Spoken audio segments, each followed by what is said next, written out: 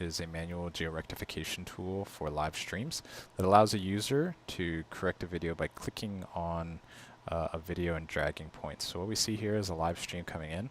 We're placing that frame on a map, and we see a lot of shake in the metadata.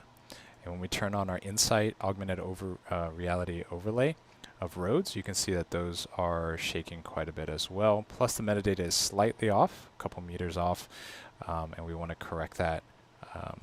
Here, although we're displaying on the map, we're not actually going to use the map to do the registration. So we're going to turn on Matchpoint and allow a user to correct it using only this road data. So I can click on any of these points. You see Matchpoint turned on these intersections. Intersections are really easy to select and geo-rectify. So we can see as I move this point around, we can see the map moving, and we're correcting the metadata in real time, or at least changing it. So we want to get this to a really good spot where we think it's correct, and so I'm going to release it there. And we can see now that the augmented reality overlay is very stable.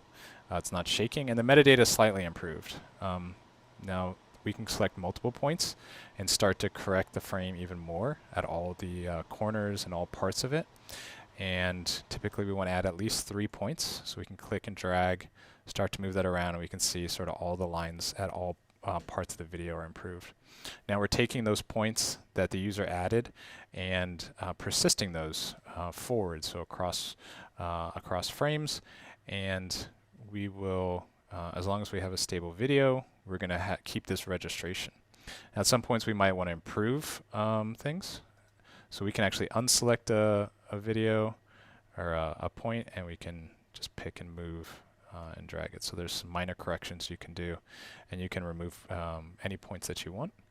You know, as we sort of tune things, we can just continue to improve it.